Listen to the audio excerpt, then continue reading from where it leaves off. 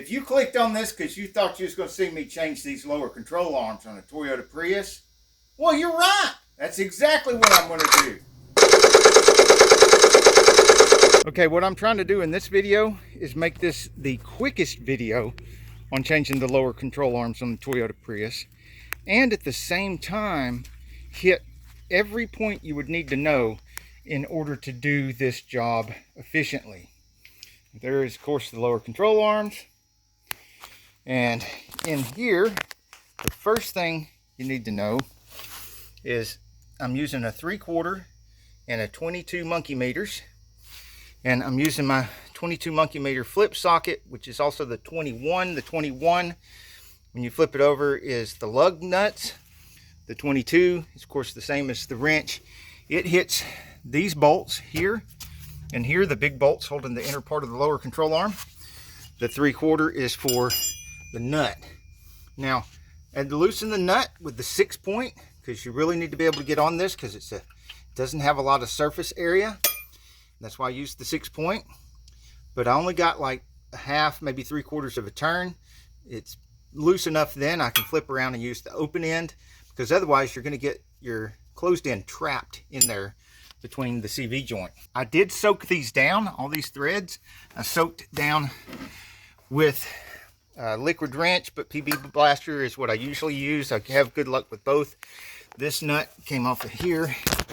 It is loose, so you do have to hit this, which I did with the breaker bar with the 22 on it. And then I ended up putting the other 22 up here on the nut and let it get trapped against something to simulate my third hand. But the biggest trick you need to know here is that this bolt hits the transmission on the way out.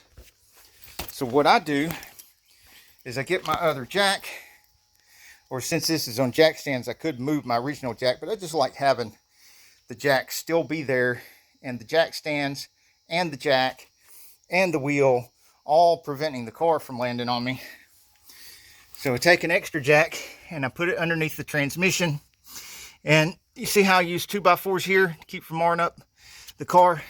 I use a piece of 2x4 and go in here, and yes, I will have to lay my other jack on this, but I'm not really holding anything. So yes, it will be unstable, but I'm only pushing that up a little bit to clear that bolt.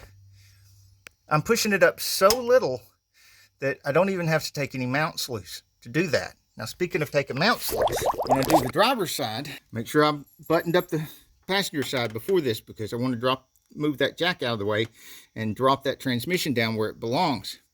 Because when I take these bolts loose here, I take this reservoir loose, and there's a bolt there, another sneaky bolt over here, and I take that loose. I do not take these loose. I take those two loose from the body so that I can move the jack over to here. And let's look at the bottom.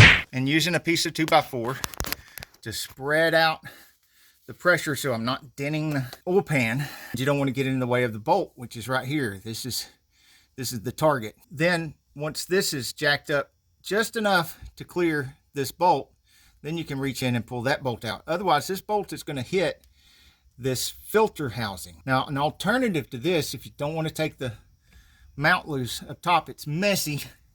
So you can, if you're going to be changing the oil anyway, then there are bolts right here where you can unbolt the filter housing and take the filter out.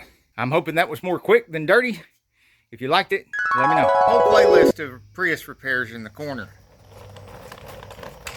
Tigger, you're supposed to be in this video. Look alive. Play your part. Now he's ready to be in the video after all the work is already done. Figures.